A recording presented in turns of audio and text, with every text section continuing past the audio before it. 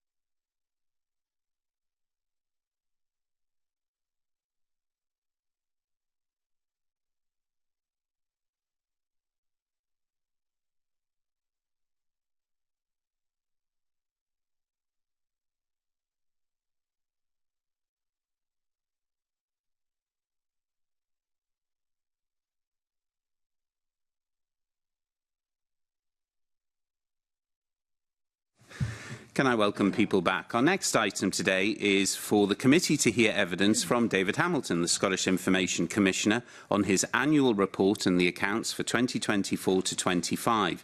The Commissioner is joined this morning by Ewan McCulloch, who's Head of Enforcement, and Claire Stephen, who's Head of Policy and Information.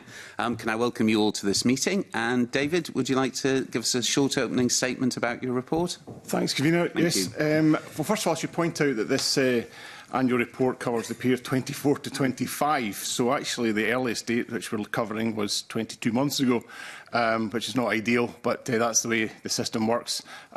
So this finishes in April 2025. And what I can say is that if you take everything and all these figures and multiply them by a factor of 2, you'll probably get an idea of where we are at the moment, because business is booming, shall we say. I think there's some highlights which we see. We just see a continuing trend of increase in terms of appeals that are made across the system in Scotland, and that is a very welcome thing to happen in terms of that's part of my remit, but it's not so welcome in terms of having to enforce it because with an increase in volume we get a pretty consistent 0.7% of appeals eventually end up in our office, and those take on average 4 months. We're trying to keep the 4 months target, so it's quite a significant workload for us. You'll see that we've had usually get between 500 and 600 cases a year. Already we've gone way over that. We're going to be over 1,000 cases this year. It has been absolutely exponential, the demand put on the office. A number of factors for that, which I'm sure we'll cover in evidence throughout, but the staff which I have been absolutely outstanding. It's a very small office. We really only have 11 investigators working on the enforcement side of things and a staff of 30. Other people doing policy and so on and support functions. But it's a team effort, and they really have dug deep, and again the performance has been through the roof and increased the number of decisions we've been putting out by half again. So everything is up. We're doing everything we can to keep up with the demand upon us, and we're doing everything to increase the demand, which is the conflicted part of this role, where you're trying to promote but also try and respond. So I very much send my thanks publicly to them for that. And also, I think I should say to the wider regime across the country, there are a lot of very dedicated information professionals who work in public authorities. They have performed very well over that time. We still can have across the board about an 87% compliance in terms of getting information on time, and again about 76% of those cases are there's some kind of information release, and about half full release. So this is despite some of the headlines which we see just now. Underlying that, there is a healthy regime. Of course, it needs fixed, it needs tightened up, and so on. But we are in a good place generally across the country. It's just when we get into the high-profile ones that that's where the focus comes on. Thank you for that. And as convener's prerogative, I'm going to kick off. You've touched on the fact that this is almost it is a historic document, and you've given us some of the reflections of what this year has been like. Do you see light at the end of the tunnel with regard to this, or actually do you have a concern that both, the partial success of raising freedom of information and the availability and indeed its counterpart and environment, and actually what I suspect is a sort of change in culture of people wanting to know and fighting for it. So do you see a light at the end of the tunnel, or do you see blockages to that light at the moment? I guess that depends on what you think the tunnel is. I mean, I'm generally an optimist on things, and that's why I always make a point of emphasising the fact that the regime in general is in a good place. There are always, and there have always been, blockages and issues that would come along the road. I was obviously a bit disappointed that the committee was not able to support the bill as it was, but delighted that the Parliament had a different view on that. And I look forward to working to see how we can improve that, because I do think, as the committee recognised, there are some changes there that need to happen. I think in terms of the culture within Scotland, it varies. And again, there's a difference here between the practitioners on the ground and senior leadership. And that's been my big focus, has been to try and get into senior leaders to, first of all, make sure that these teams are properly resourced and are not seen as some kind of low-hanging fruit of service delivery that they can cut.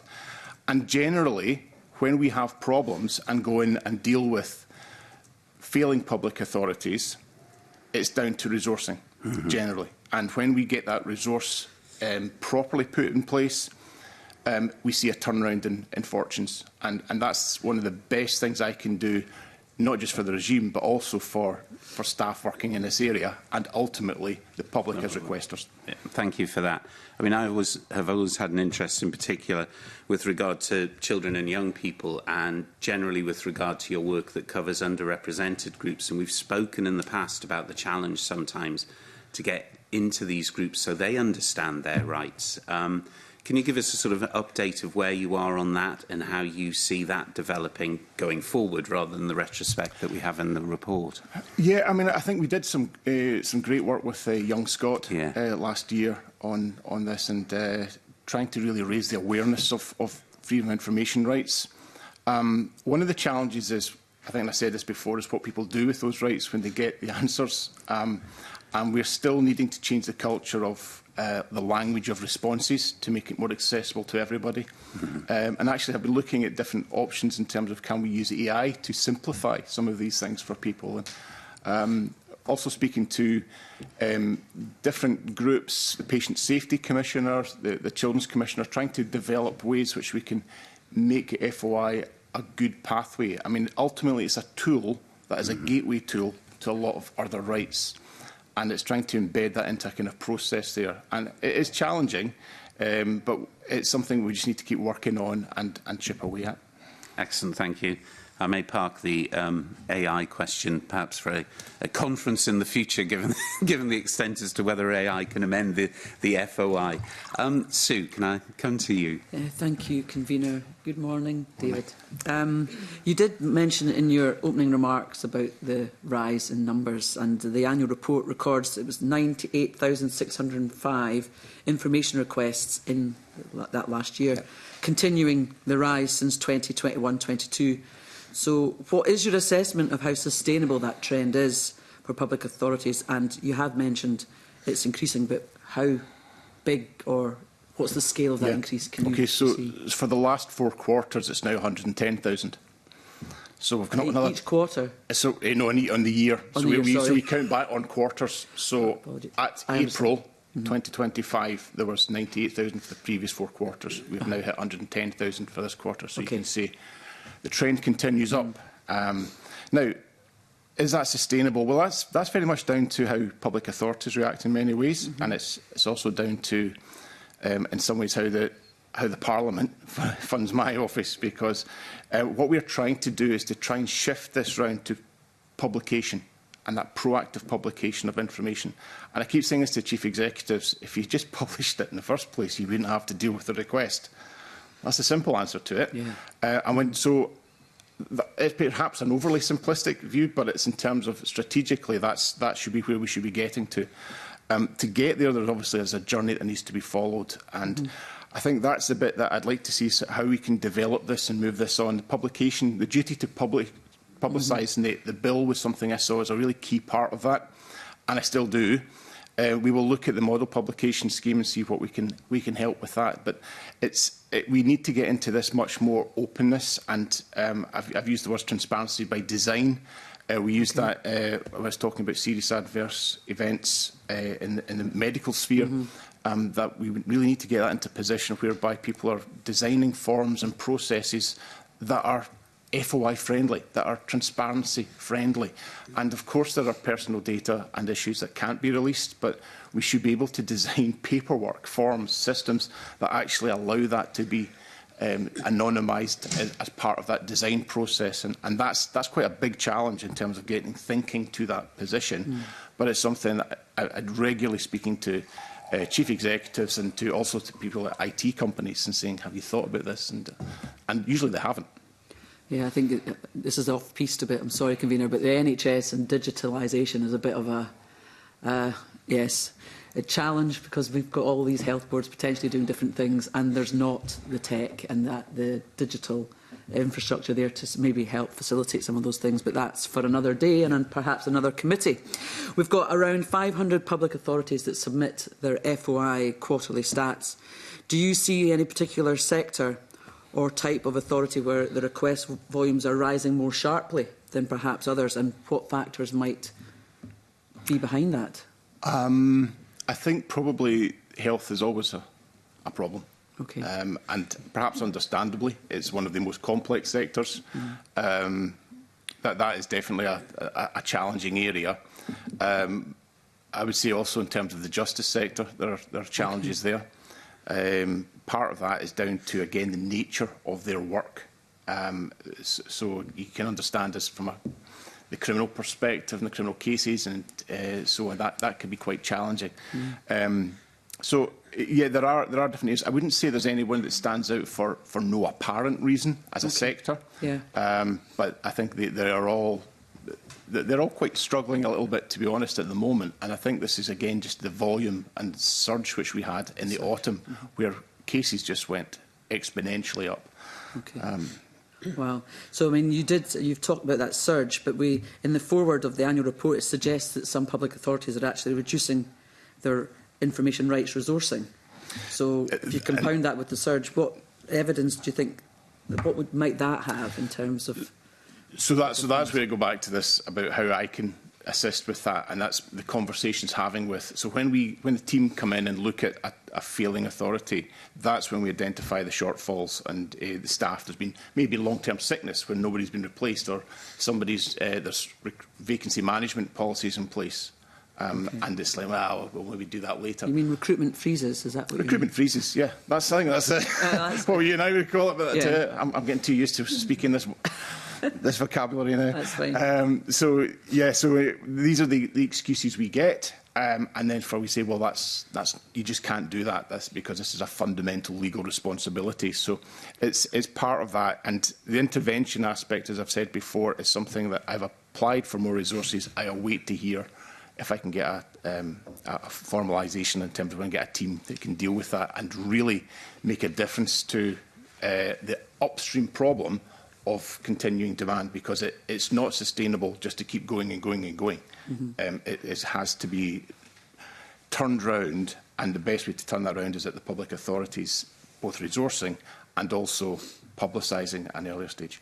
I suppose you have perhaps reflected on this and mentioned it in some of your responses, but specifically, what impact do these cuts, so we get this on record, to the freedom of information resourcing in the public authorities have on your office specifically? So we're the top of the chain, if you like, or the bottom of the chain, whichever way you look at it. So when we see these cuts, we see failure, and this has become, so essentially it's failure demand, failure of the public authorities to deal with something. At the moment, the number of cases of our authorities we have failing to respond to applications has again gone through the roof, and that's just quite simply down to capacity issues. Often freedom of information and data protection officers, dual hat, and again, if you see an upsurge in subject access requests, that then gets pushed on to the information office as well. But of course, with data protection, there's penalties, financial penalties. There's a tangible cost to organisations. So I suspect as Chief Executive, so we'll be thinking that's probably a priority. And under the legislation, I can understand that perspective, but the problem is it hits onto FOI, and then that hits onto failure to respond, means then comes to our office, and we've got to deal with that. So we've got a huge number of cases just now which we're having to work through that and try and get that, and it seems to be capacity issues. And you've got you said a very small team, so perhaps are you suggesting you might need a bit more resource in your team? We are absolutely to the bone, and I think the problem is, I think I've said it in the report, where there's no elasticity in our resourcing. I can actually track on and in fact anyone can see on my website, I have the case demand, number of cases we have open. You can actually chart that with vacancies. So you can see we have got more cases than we should have because we've had a vacancy. We recruit somebody, it starts coming down. It is that to the bone in our office, and I think that's the thing that puts a huge amount of pressure. My concern, of course, is for the welfare of my staff who are working flat out trying to do this. But again, that's that's probably something typical of the public sector. But my concern, of course, is look after them. Thank you, David. Thank you, convener. Thank you, Emma. Can I pass over to you? Yes, thanks, convener, and good morning. I'm wanting to ask about appeals. I know that the appeals are still roughly proportionate to the requests that are coming in, but as you were saying, that's increasing exponentially. So what arrangements does the office have in place for monitoring incoming cases and appeals, and how are you managing that overall demand in appeals?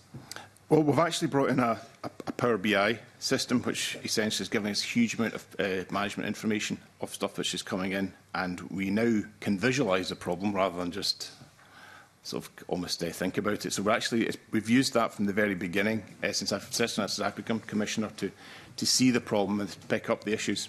One of the issues is that we've seen more and more multiple applicants, or multiple applications from individual applicants. Sometimes we've had cases where people have had 60, 70 applications in. And the problem with that is it hogs the system for one person, one applicant, usually on one issue. So what we've now brought in is some kind of a control on it where people will only be able to have a maximum of 5 live cases.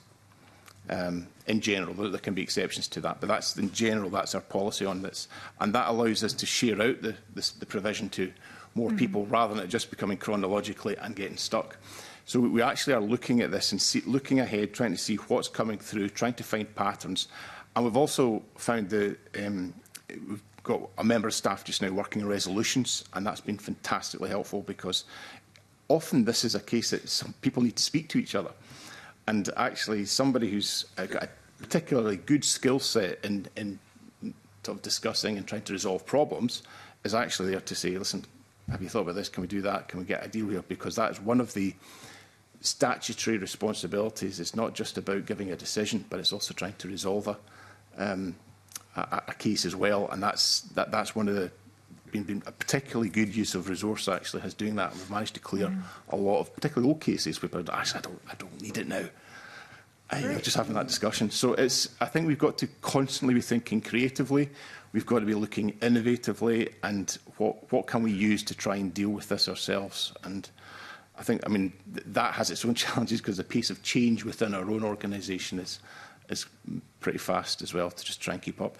Yeah, this kind of soft limit of 5, you mentioned exceptions. What type of exceptions would you consider? Well, we haven't had any ones that we've actually taken an exception to just now. We brought this in a month or so. There's always, you always need to have a backstop in case of something that you don't tie yourself entirely. So essentially, it would be with the Commissioner's, discretion that there may be some things that you think, listen, we do need to bring this forward. If it's something particularly pressing or cases that are conjoined, in terms of they can be conjoined, they can join together for a bigger issue. Sometimes we get that, so we might actually have a case at the time where there are more than 5 because of the circumstances on the nature of the cases. But what we're trying to do is not allow cases to pile into the system and just make it stop where everyone's and depriving the service to everybody else who's waiting. So you're thinking more about case by case. Is this a legitimate appeal rather than the person and why they might have multiple open cases, a journalist, an MSP? Yeah, no, it's nothing like that. It's about the content of this, and what we do is have a validation process so that when cases come in, we don't look at the actual thing other than is it a valid appeal, and that's our first stage on processing, and then we're now looking at can we resolve this early? How's the best way to deal with this? But what we're not going to do is pass it on to investigators to go through if there's a number of similar issues, maybe sort of side issues that are being put through on a number of multiple things on a particular case. And I think that's reasonable and sensible because it gets people to prioritise what they want. There is no cost to FOI, and with technology these days, machines are doing it for you, which will take us on to another favourite topic of mine of AI. But that is what we are now in this space of. It is so easy to do, which is great, but that has its own challenges, and it needs a little bit of policing at the front end for us. So how much of the increase in appeals, and I suppose cases overall, do you think is a matter of individuals who are putting in more themselves rather than the wider public becoming more attuned to using FOI? Well, if I give you an example, in September we had 129 appeals from 2 individuals. That's a sort of 3 months of work for us. Yeah. So is there? I think the numbers alone kind of answer this, but is there a risk then that a new backlog appears? There is a risk, and we're very alive to that. And this is why we're trying to look at everything. So we're still trying to clear our last backlog. We're 78% of the way through that now. which again has been great. We've cleared 300 backlogged cases in the face of increasing demand. But what we're now seeing is, as the system moves forward, we're beginning to get cases waiting for allocation that we would not like to be there. They're not being held back by the old backlog, it's just purely on volume. So the challenge for us is it's momentum, it's keeping the system going. And if we can keep the system going, we can then attack the old backlog. Yeah. So our priority has to be clearing, not allowing a big backlog to build up, but when you get hit with a tsunami of cases, as we did in last autumn, where we've seen almost double the number of cases coming in, it's inevitable that you will get a slowdown in that, and we're just doing everything we can to, as I say, looking at innovative ways of approaching things. It's not just a chronologically, let's look at this, let's deal with it and examine it. We're trying to find out, can we resolve this another way? Are we the best people to do it? And often we're not. People do seem to think that as Commissioner, I'm there to judge on a topic. I'm there to judge on the application of freedom of information legislation. I don't have a view on the issues. And whilst I can sympathise with the difficulties they're having and so on, it's only when it comes to public interest that I really get involved in that aspect of it. But generally, what we're talking about is technical, compliance. Yeah, and you'd mentioned trying to deal with cases that are interlinked and being a bit smarter about that. Are there particular themes that are emerging in what the appeals are coming through? Yeah, I don't know if you get any thoughts on that. I mean, I think certainly we've had things on equality cases obviously come through for given particularly on the gender aspects. But we've also had things on planning, on employment. Planning is always a frequent flyer. Things on public finance as well.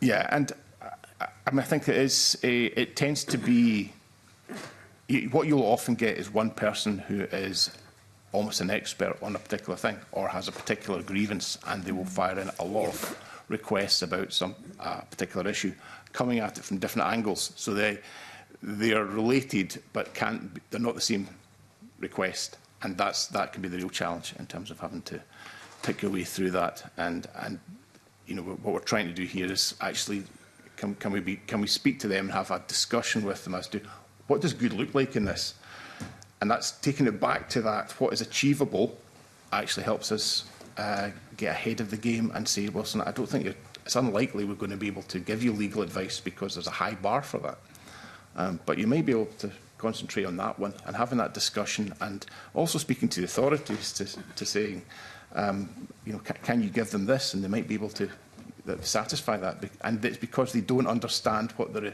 requester's actually looking for. So sometimes just brokering that in a kind of almost resolution perspective is what we're doing. Is that partly the way the system's designed, though? So I sit and try to figure out how to word what it is that I'm looking for, and maybe it is more difficult then to look at my request and think, where's she going with this? I mean, I think that one of the first things people need to do is just ask people, phone up and ask people, can you help me? Or, email and say, I'm looking for this information, what can you advise me? Because each of the authorities, part of the duty, the freedom of information duty, is to provide assistance. So there's nothing to stop people going, here's what I'm looking for. How would you suggest I best get this? And I think most professionals actually would be quite happy with that, because it makes life easier for them. They know what they have, what they don't have. They can guide you to that. And they actually are some of the most committed people to freedom of information, are the people who actually are giving out the information.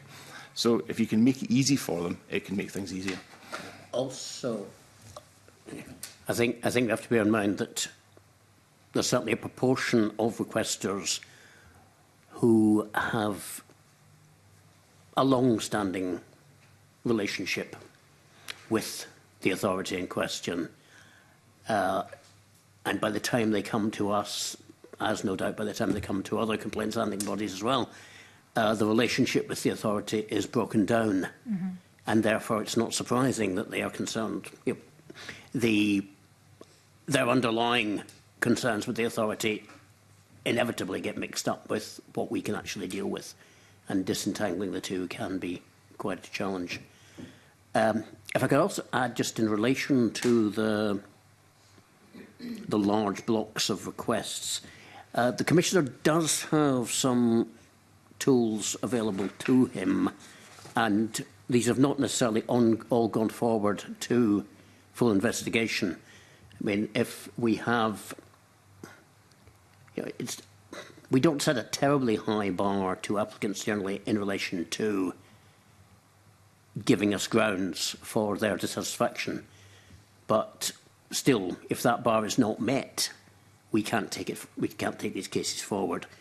And the Commissioner can also decline to deal with an application if he decides it's frivolous or vexatious. And there is certainly the potential for that happening in relation to a large block of requests, particularly if you have an underlying premise that's just completely ill-founded. But that doesn't entirely address the demand on resources, because obviously we have to be sure that we're entirely procedurally correct in going through these steps, and they're not steps we take lightly anyway. And so there is an inevitable demand still in making sure the cases are all processed appropriately, the applicant responded to appropriately, and all the necessary administration done, which can still be demanding even if we are not taking cases forward to full investigation. How good do you find that public bodies are at discerning whether something is vexatious or just difficult to deal with? It varies. Sorry, Claire, did you want to? I think there is an ongoing reluctance to rely on those provisions. Understandably, the optics don't look good, and that is the last port of call. So yeah, that is an ongoing piece of work for us to give more guidance on the application of those exemptions. Yeah, can I just come in on well, two parts, I suppose, on the appeals. Do you think it would be useful for the public if there was a sort of dashboard that indicated the number of cases that was easily available, so that as someone comes onto your website, in essence, they sort of, not to put them off, but they see the volume that it is, you know, and it may well assist you in pointing out how challenging at times it is because of approaches others are taking to requests. So might it be useful if that data was more readily available? It is. It's on the website, fully transparent. As you'd expect, it's got the caseload there. Yes. It's got the authorities. The only things that's anonymised are the applicants' names. So it's fully there. Excellent. It doesn't necessarily influence the expectations of all requests. Well, yes. It's a live dashboard. It updates 2 o'clock every morning. So yeah, that's very helpful. And the other thing, I picked up something very strange. Well, not strange. I picked up something that stood out to me, and it's interesting. Ewan was talking about the relatively low bar. You seem to have massive challenges on appeals where people aren't giving their full names. Would you like to explain what's... Because it's preventing a number of appeals going forward. Now, obviously, if someone can't comply with the requirements, then it won't go forward. But do you have any concerns about this, or is the demand for the... I don't know if it's full name or just any name, what it is that seems to be causing problems with? Yeah, I think this was particularly an issue because we've actually changed our processes to deal with this. Yeah. The problem was that we didn't, because of the challenges of the law, we needed to have an identifiable person from things. Sometimes we were getting not the full details of that, and we weren't sure whether this was a valid appeal because of the correspondence that was provided. So sometimes it could start off and, oh, but I know them, but do they know you? So what we had to do actually was we've now put in an extra step where we get a doubt about that. And again, this is where the dashboards picked it up. We suddenly saw this big increase of rejections on that basis. We said, what's going on here? Looked into it and discovered that we needed a new stage in the process, which is essentially to clarify with the authority that this is indeed this person. And we're able to take it from that. So it was a legal requirement that we needed just to add into the process, and that's now been resolved, and we've seen the number of rejections on that basis plummet. And presumably as a consequence of that, you're satisfied that this is not a barrier in legitimate appeals, I don't want to use, in appeals where people are being kicked out because they don't know to put their full name or their half No, name. I mean, I think the problem is people getting sent back to the beginning again Yes. to make this appeal and put their full details in, and I mean that's no good for anyone. So what we had to, in order to us to take it forward, that's why we put this extra step in where actually we're being proactively going back and saying, can we just clarify you are you and you are you and you know each other, and that explains the context of these emails. And there is full guidance on this on our website already. And one thing the Commissioner can't do is request accept an application where the request has been made under, and the application are made under a pseudonym. Yes, yes. And certainly we will go through an identification process if it looks obvious that the applicant is using a pseudonym.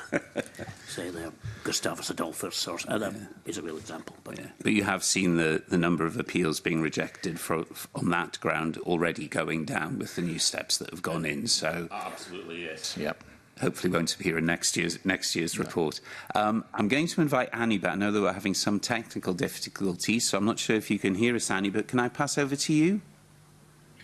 Hi, morning. Thank you very much, Convener, and thank you very much, Commissioner, for being here today. You had informed the committee in January of 2025 of the Project Blue. And I would just like to ask a couple of questions on that, if you don't mind. And sorry for not being on camera. And I would just to ask, David, to what extent is the closure of older Project Blue cases affecting reported performance against case closure targets? If you could give us a wee example of that. Yes. No, it's not affecting the targets because the strategy was always to ensure we kept the live cases going and any spare capacity we had to try and go back and deal with blue cases.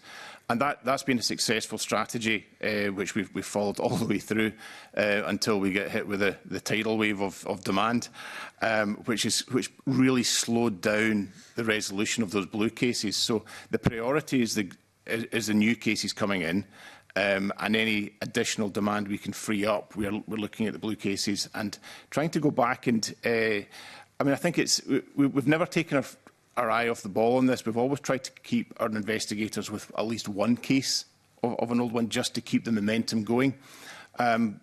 This, again, by taking on a member of staff to do some of the resolution work, we've actually made some big progress in there, which has been good. Again, keeping the momentum going. And this is the challenge which we have, is just trying to keep this, get through these cases. We've had a lot of engagement with the stakeholders. We explain why we've done what we've done. We've actually had a lot of support for that, even from people who have been adversely impacted. There are some people who actually, they don't really want the information that much, but they want a decision. And that's a kind of curious part of it, is that we've still got to go through the whole process, despite the fact that the information has very little value to them. And that is a bit frustrating. It's frustrating for investigators as well, because they're saying, you're not actually making a big impact here. You're giving somebody essentially a certificate at the end. That's for the bedroom wall. I don't know. Yeah, I completely understand where you're coming from. But the other thing I would like to ask is, do you have any data that gives a more representative picture as to how quickly new appeals are being resolved as well? Yes, on the dashboard online, which we have just now, you'll see that our progress going through these blue cases, and you can actually see whether cases have been allocated for investigation, whether they sit waiting for allocation, and chart all that. And I think that again has actually cut down our own demand in terms of people are no longer really phoning up and asking, are you getting onto this now? Because they know they can see it live where it sits. It's not. So I think that's a helpful thing as well. It's probably a bit of good practice for other organisations. You can actually see where you sit on and to get that full picture. So there is a lot of information there. I'm trying to remember the actual address for the sub page for it, but it's under About Us. You'll see our operational performance, and you'll see a dashboard in there that shows the tracking. It's got as much information as we think is useful. And of course, if there's a demand for more, we'd be delighted to be more on, but I think we don't want to overwhelm people with it. No, and again, thank you for that. Probably my last question to you is, what is the oldest case still within the backlog, and how is the office supporting the requesters involved and keeping them informed of progress? I think that's probably something that most people would like to sort of know. So before I give you that, I should explain. This is the answer to your question, I think, is June 2022, which seems awful, but that is by design in some ways, because this is one of our multiple applicant cases, which we have done, I think, 40 cases on this particular subject, and there are a couple of straggler cases there, which we have basically said we're going to deprioritise just now, because there are people who have made individual requests that we need to put ahead of that. So that's an example of using that kind of demand management to make sure that the service is done equally. We will, of course, get to that point, but the applicant is determined that they wish there, as is their right, a decision on this. We'll get to that point, but it's not. I can't, in hand in heart, say it's a priority for the office, given some of the other requests which we have, and given the amount of work which we've done on that particular topic, which has moved on significantly then as well. Thank you very much, Commissioner, and thank you, Convener, and apologies again for not being able to be on camera. No problem, Annie. Technology is what it is. Ruth, can I pass to you, please? Thank you, Convener. Good morning, Commissioner and morning. officers. Interventions with the Scottish ministers remain at level 3, that intervention grade 3, which is serious systematic practice failure. The intervention which was initiated in 2017 remains open. Can you speak to committee as to the reasons for that? And on these interventions, let us know when you would expect to publish reports on. Certainly, yes. I'm going to ask Claire if you're interested to deal with that one. The original intervention opened in 2017 is obviously still ongoing, but it's in its final stages. What we're lacking at the moment, as David has already alluded to, is a lack of resource in order to look at these. But in terms of the 2017, the performance intervention is a case of just reviewing the last of the recommendations that we made in our last progress report to ensure that those have all been handled appropriately. So we just need to review some casework on that. But hopefully towards the first part of this year, we'll get that completed. Okay, thank you. That's helpful. And you did speak a little earlier about intervention resources, but can I just ask again, what stage are you at in terms of the planning and seeking funding for those resources? So I've made a budget bid for resourcing. That is subject to, I think the budget was passed last night, so I'm awaiting a letter. So we'll see. Okay, thank you. And can you provide further updates on the other level 3 interventions that remain open with local authorities and the NHS, please? Sure. Again, I'll pass to Claire. Claire's our specialist on this particular topic. So, yeah, at the moment, obviously we have NHS Forth Valley, who's been open with us for a while. That was escalated to level 3 last year, July last year. They have made significant improvements in their performance, so we're pleased with that. Again, it comes down to having adequate resource and senior management buy-in, but they are now responding to like 90% of requests on time. They've cleared their backlog, so we're happy with the progress on that one. We continue to monitor their progress to ensure that that's sustainable. Clackmannan and Shire Council was opened at level 3. That was due to a searches and records management issue. We're also satisfied that they've started to put measures into place to deal with that, including like search templates, etc. The other level 3 that we have, I think that's it in terms of open level 3s at the moment. We obviously have NHS Fife at level 4. That's in early stages, and I'll let David talk about that if you'd like to know more about that. Yes, and Perth and Kinross Council is again a records management issue, which is progressing. So, Scottish Government. and the part 2 of the Scottish Government intervention as well. Okay. Yeah, it would be helpful to hear about those level. I'm getting my numbers wrong. Sorry. Yeah. So the level Four. level 3s. There's other Scottish Government level 3, which is about informal communications. We have that's been probably the biggest casualty of the lack of resource, which I was talking about. We've had some struggles getting to that. We have made some progress. But actually, it's been quite helpful as well, that delay, because it's allowed other people, such as the independent review, to report back on that from the government's own review, to look at how that is managed and handled. But this is, I mean, Scottish Government has been the one that has been in the spotlight for this one, but this is something that is certainly across the sectors, all the sectors, as to how they did this. And we need to make sure that we get guidance and recommendations that are appropriate and practical as well, because waterfall's the easiest route.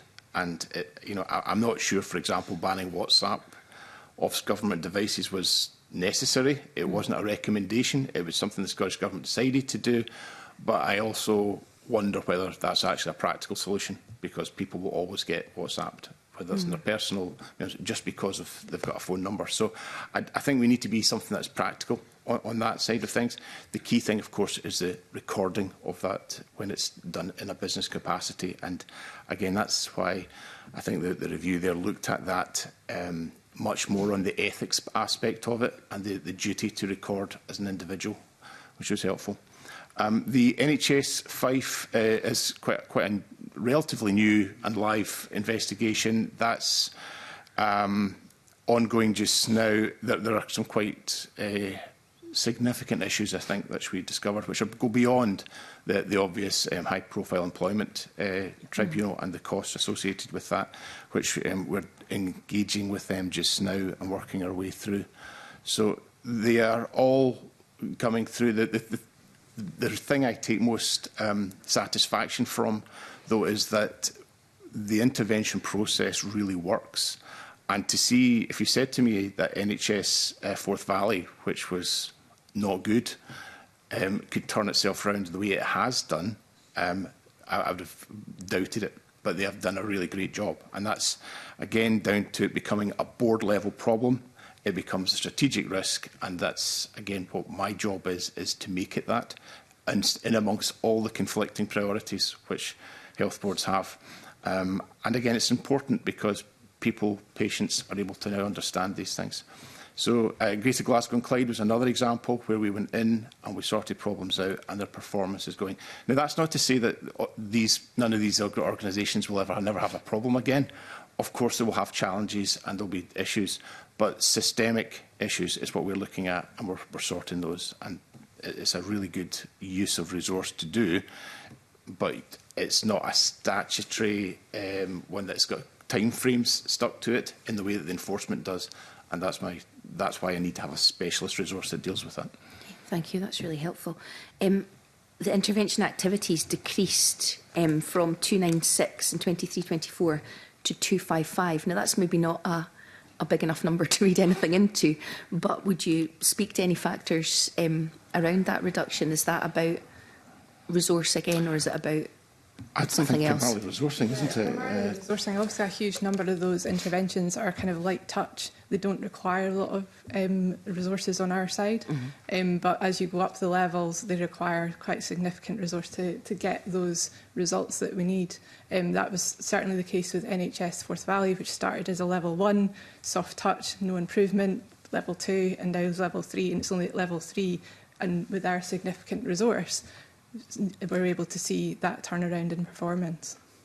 We have a fairly well-developed sort of almost intelligence gathering system, which is partly fuelled by the observations of investigators, and it's partly fuelled by the stats portal which we use, and again that's on our website, and that's a rabbit hole of when you go in there, because you start looking at individual authorities, you look at sectors, you can compare how does your health board do against the sector, and so on. So that's been a tool which has been very helpful for us, because we're able to identify dips, problems, trends from that, and we review those on a quarterly basis.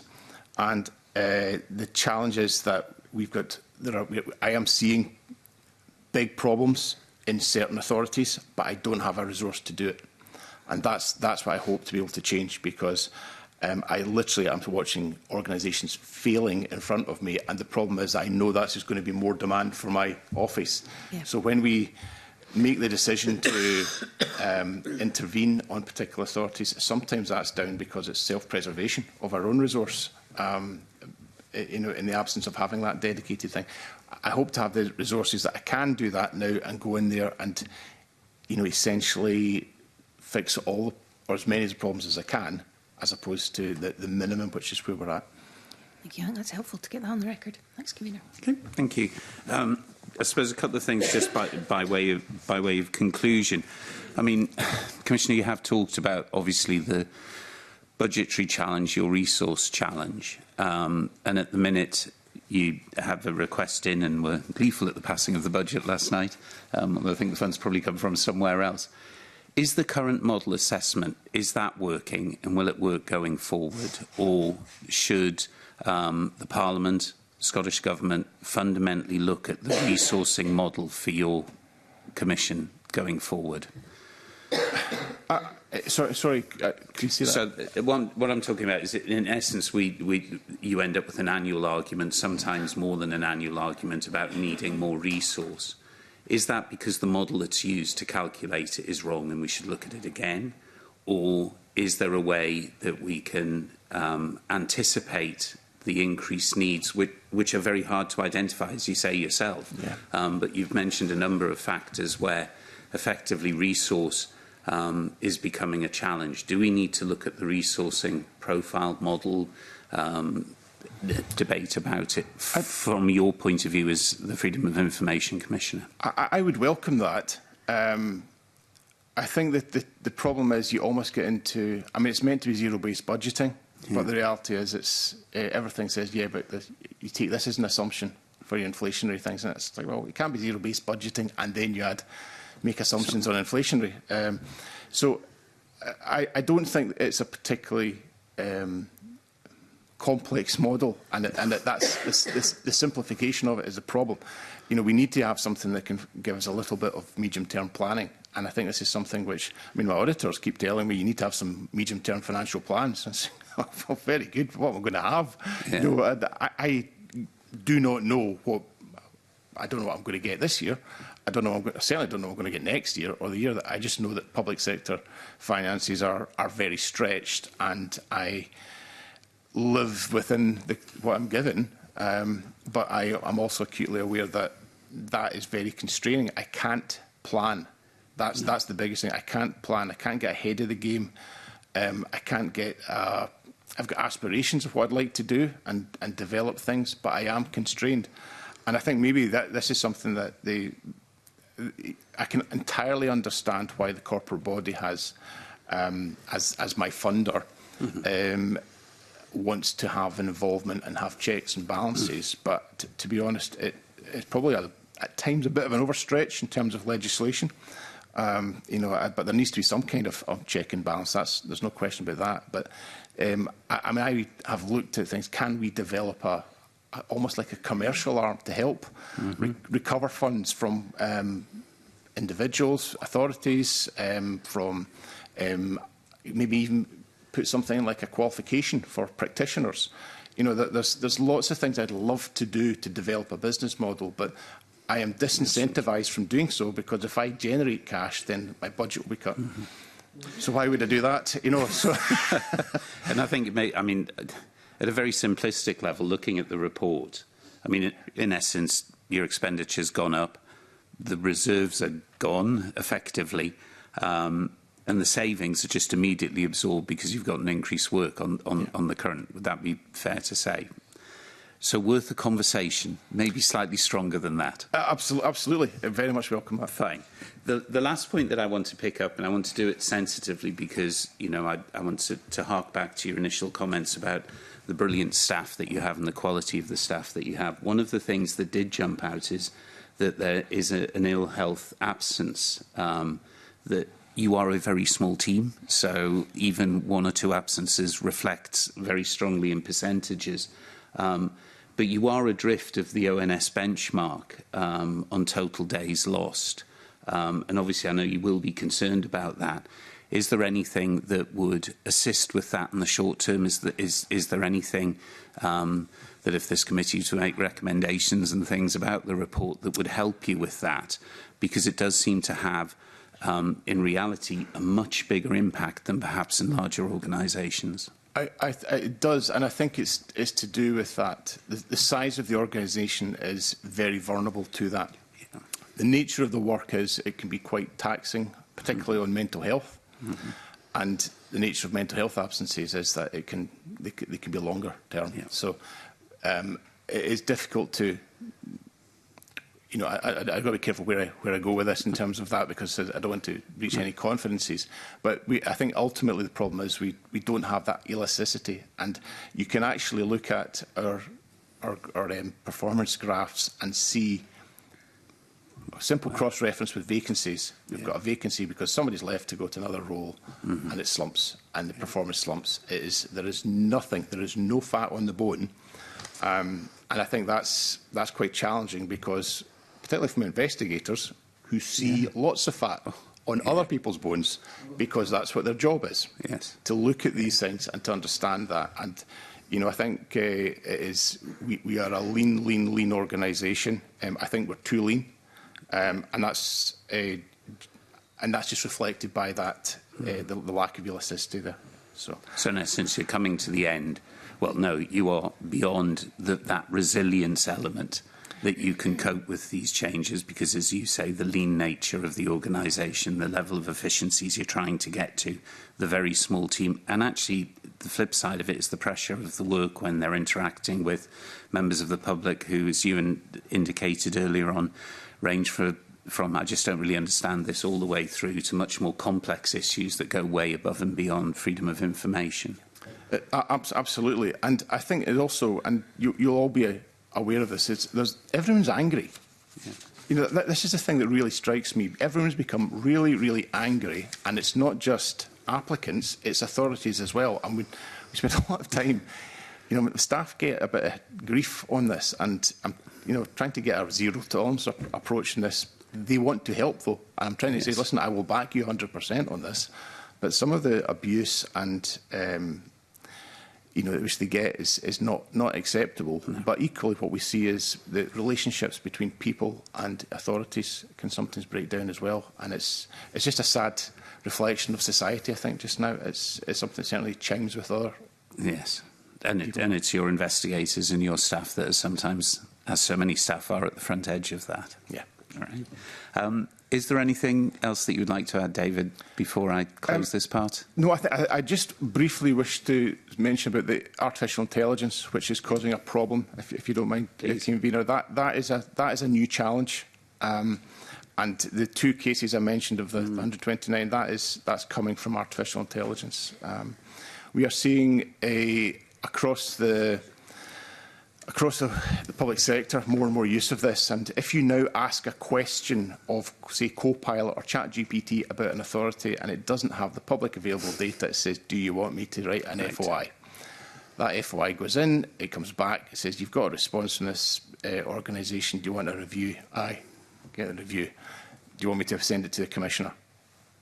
So we are now literally battling against machines on this, and we do not have tools that can do that. And I can assure you that as a former AI engineer, there are no tools that are appropriate for making decision-making. We can do things administratively, but we can't do things that would possibly come near the benchmark of making decisions. So that is a real challenge for us. And again, it adds to the volume here is going through the roof on this. Now, that's not to say AI could be a great assistive technology. I mean, my goodness, spell check is essentially an AI, and thankfully people do use that.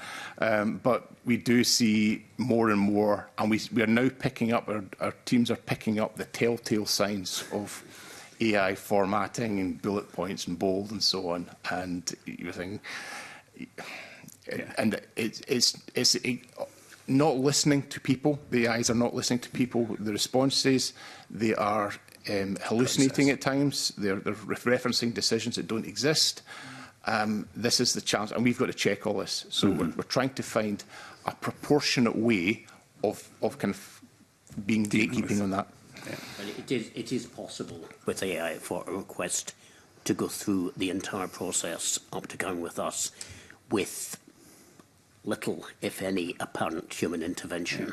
I mean, we have seen cases, and I think these were certainly included in the ones we rejected as, in one case, as vexatious, where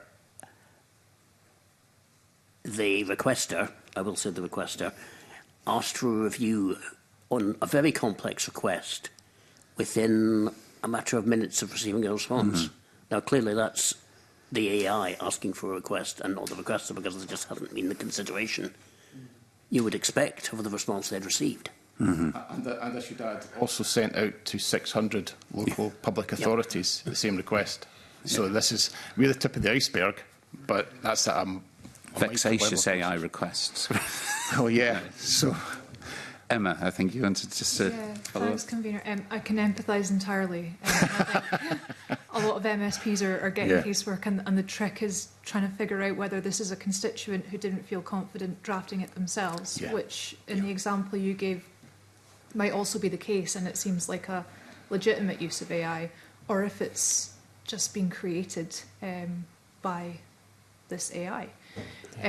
How do you find navigating that and figuring out, is this actually a request that somebody needed help drafting and it's legitimate and they still want that information and it's a fair ask of the organisation, or is this even a real person, and is anybody going to need this information?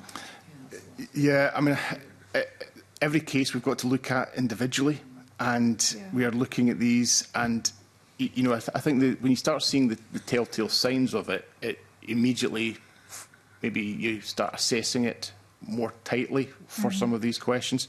We do have the tools of frivolous and vexatious, and indeed invalid. And on one occasion we asked somebody to give rationale for their objections. I'm not doing that. I've got 60 cases in with you. I'm not giving you that. So, well, in that case, they're invalid. And I think that's the type of, we've got to try and use what we've got on that. And we're being fairly robust on it, but at the same time, we do recognise there's a benefit as well. But if we could get the public authorities to publish the stuff openly in the first place, then the AI would find it.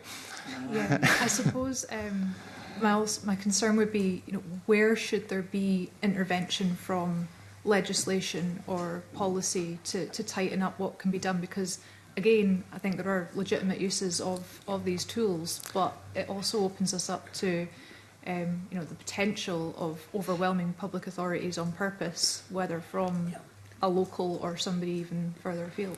Well, that is something I'm acutely aware of. On my international work, I've been in Ukraine a few times, spoken and have relationships with the commissioners there. They are experiencing denial of service attacks using FOI by Russian actors. That is happening. There is no reason to think that wouldn't happen here. Nothing at all. And it may well have happened. We don't know. But this is where we get into the difficulties of how do you manage that, as you say. It's not just, of course, my area of work. I think the challenge for us is, I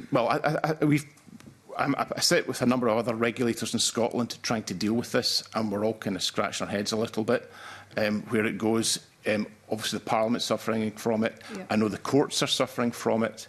I think actually there's a bigger conversation here as to how does the public sector, public organisations deal with this. But that could be a long time in coming, I suspect. And I think part of the problem here is that there's a general lack of understanding about what artificial intelligence is. And I've been doing lecturing on this to some students on this, and it's remarkable how little, particularly chief executives, actually understand about this. It's not clever. No. You know, when I studied it was artificial intelligence and pattern recognition. Unfortunately, they chose the wrong part. If they said pattern recognition software, that would explain exactly what artificial intelligence is. It's patterns, and you can't use patterns for decision making. You know, the intelligence is not there yet.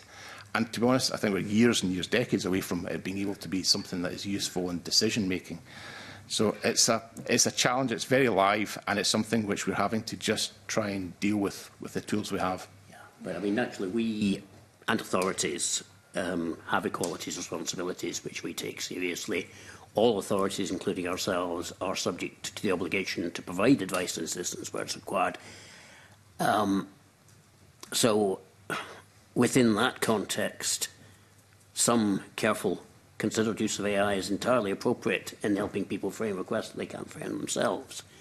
But equally, where you have somebody making 100 or more requests at the same time to a range of different public authorities, it's unlikely they just need help framing the request. Mm-hmm. Back to Commissioner's comments of just ask sometimes. Ruth, did you want to follow Yes, if I may. I think somebody said to me recently that AI, you should consider them like one of those slightly unreliable friends who often gets facts wrong. And I think that's quite helpful if people consider it like that. I wonder, has there been any opportunity to speak with technology companies about that? I was struck that you said that if someone enters in Copilot, it says, and then this. Is there any intervention that can be had in terms of plugging in the correct information at that level? I mean, again, it's global. Mm-hmm. And this is the problem. We've got no... You know, we're a minnow in a very big pond, and essentially, as far as the state's going, pretty unregulated landscape. I mean, this is a huge problem. You just need to look at the UK, the Welsh Ombudsman, and the very first thing you get as a splash screen says, if you used AI, check everything. That's so.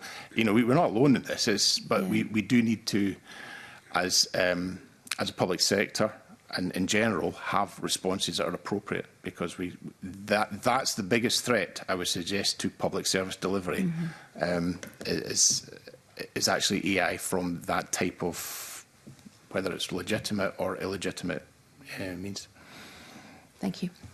I think that's probably the finest defence of a little human intervention at the right moments, even before you press send on your computer, that I've heard in a long time. Interestingly, on AI, we have another commissioner in front of us next week where we will be discussing a not dissimilar thing. So certainly, I mean, this, and you know, I think people recognise it's a really important discussion that needs to happen, and I think we need to start having our discussions about ethical use and things as sooner rather than later. But can I go back first, David, to thank firstly your staff who support you, and to you for the annual report, for the evidence that you've given here today. If there is anything that comes to mind afterwards, you know where you will find us, at least for the next few weeks, or those that will follow us in future. But since this is probably the last time that I have a chance to speak, can I thank you personally for your work as Freedom of Information Commissioner, and for your office and the openness with which you have confronted challenges that we've placed upon you and given us the answers that we need. So can I thank you very much. And at that stage, I will move into private session, yes, to consider the evidence. Thank you.